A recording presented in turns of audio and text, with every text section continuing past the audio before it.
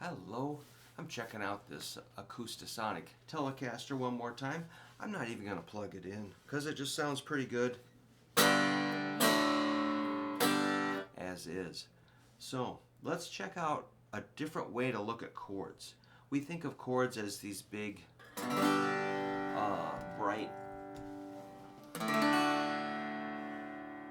with some high frequency, big bright shapes that you punch. I'm going to try to think of them as some smaller shapes and not so bright. I'm going to make some darker shapes, and I'm going to stay around in the first 3 or 4 frets on the 3 thickest strings mostly. Let's see where I end up. Well, let's do like a G7 chord, like a root, third, and a flatted 7, which is a G, B, and F. And I did a video on this shape recently. It looks kind of like a triangle. In tablature language, it would be a 3, 2, 3. If we spelled out the formula, it'd be a root, third, and a flatted 7. And I'm just going to call it a G7. To make a proper G7, you need a root, third, fifth, and a flatted 7. But we can leave the fifth out.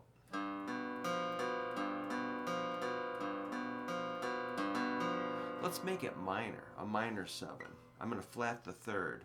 The third is B, third note in a G scale, so if I flat it, it becomes a B flat. So we're going to go G, B flat, F.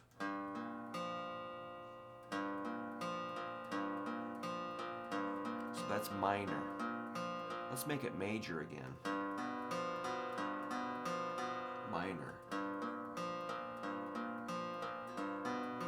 Notice the fingering, ring, middle, pinky. I might have changed that as I went to the minor. So it's really good to develop that pinky ring strength and coordination because you're going to need it. It's fun to watch people start out with 1 finger and start using 2, maybe 3. When we get you to 4, we're doing pretty good. So see why you need the pinky to be part of the team.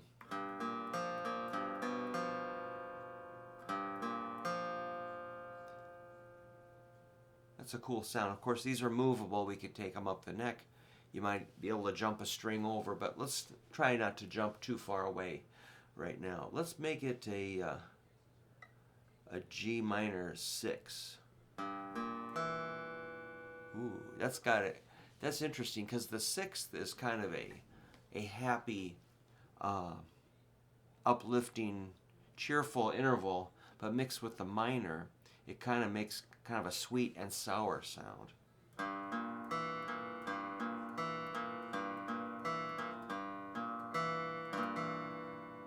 Let's make it minor 7.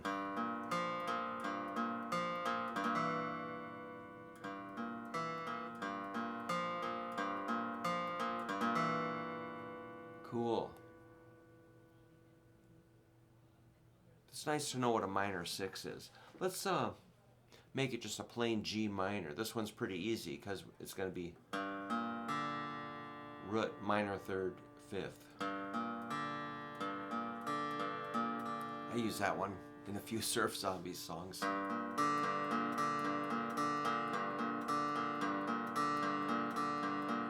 For sure, that's a root, flatted third, and fifth. G, B flat, D.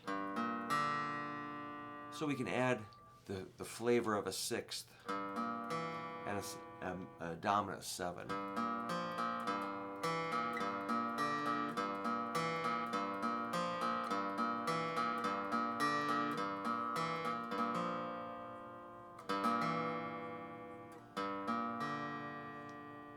Wow. So that's a real dark sound, isn't it? Pretty cool. I was looking at something else today. I was making an F major 7. So here's an F major, or an F5. Root, 5th, root.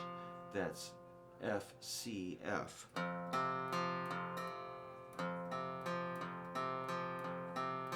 If we flat this this root here, the eighth interval, octave, 1, 2, 3, 4, 5, 6, 7, 8, flat it, we've got a 7. 1, 2, 3, 4, 5, 6, 7. So now I'm going to call it F major 7. We left the third out.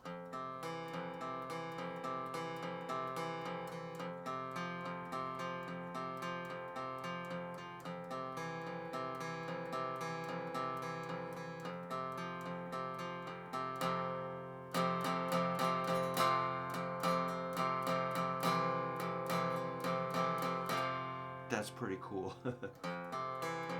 After you've played like the blues scale and the minor pentatonic and, you know, kind of typical exercises, hearing some of these different chord formulas is kind of refreshing.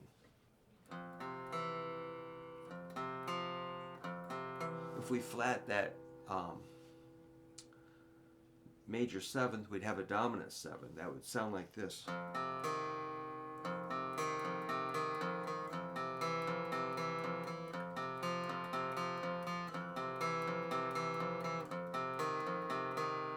That's a F, C, and a E flat.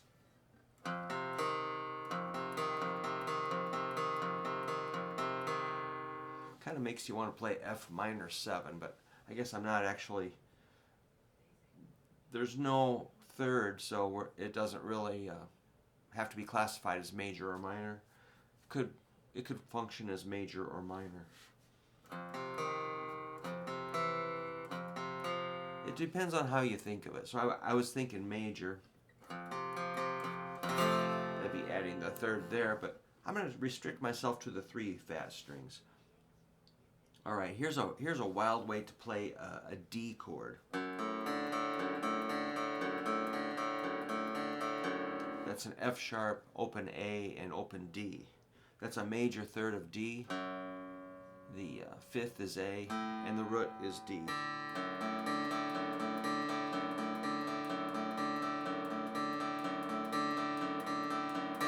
If we flat that third, you got a D minor.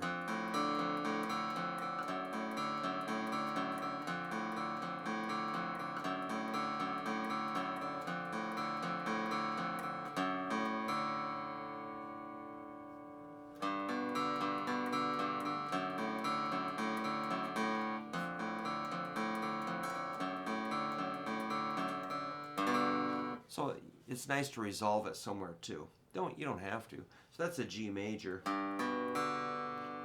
Root 3rd, 5th. Here's a D major, a D minor.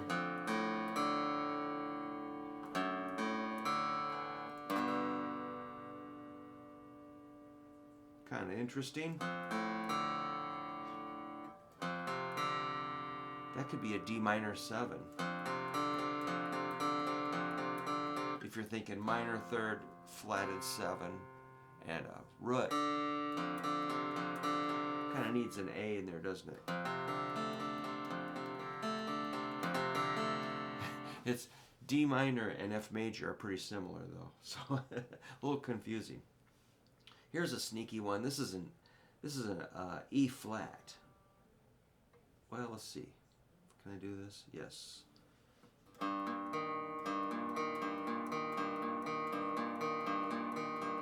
That'd be a G, B flat, and an E flat. This is a major 3rd, a 5th, and a root.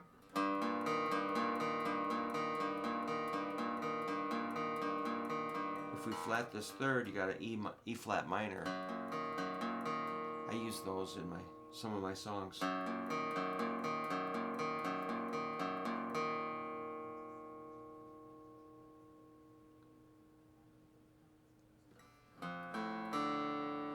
There's our D minor again. Let's try, here's a cool one, a B major.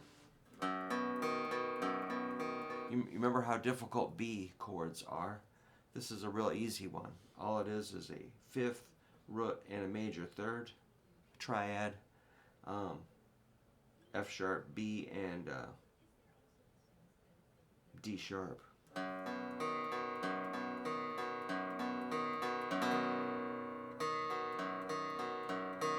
If that's B major, this would be B minor. It's amazing how many chords you can come up with in those 3 frets. And sometimes they sound, I'm sure they sound a little weird right now. You know, it's a little bit of a dry demonstration, but in the context of a song, if you can land on one of these at the right time, it's going to sound cool. Especially if there's a high guitar part, you know, something up the neck, another one, and then you play something lower. There's a, did I tell you that's B minor, F sharp, B, and D. If I flat this a whole step, I'll have a B flat minor 7. But that's also a D, so the formulas start to overlap. That gets a little crazy, but let's see. What else do I do down around there? Of course, there's like E minor or E5. That could be an E minor if you put this major third or minor third.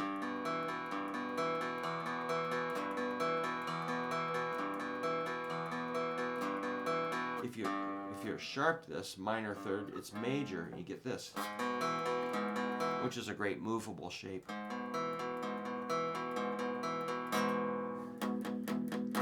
That's a major third, G sharp, B, and E. Spells E major. It's like an inversion. Normally in E, you think of the root in the bass, but we put a third in the bass, and it sounds a lot, sounds kind of fresh. In certain certain applications, it's going to sound great.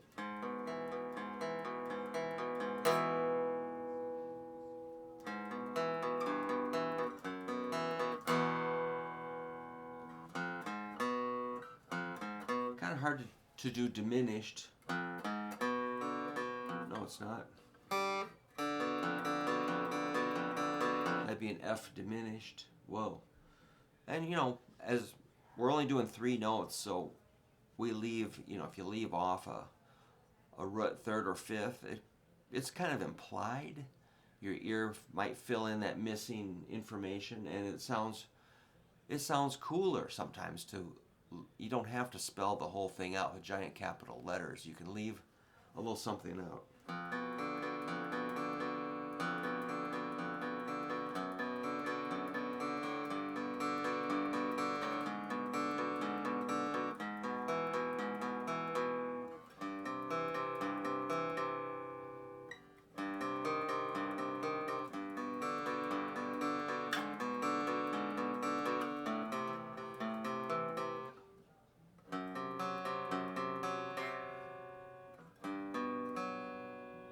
There's a G major 7 I landed on.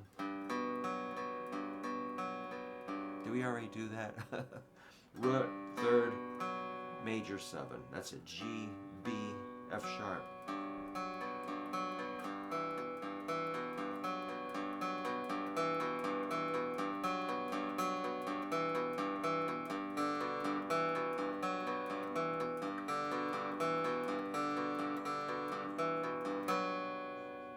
G6, which is G, B, E, and G, B, D. G major, G6, G major 7.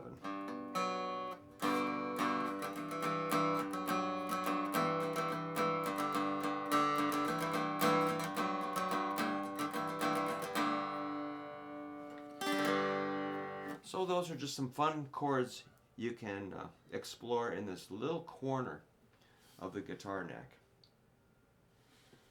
Cool, what a great thing to have this, I can't even say it, acoustasonic. Big frets too. Yeah, I can see where this would be really handy for somebody that's on tour and maybe you've got a few acoustic songs. You don't want to bring a giant case or a big, you know, Gibson.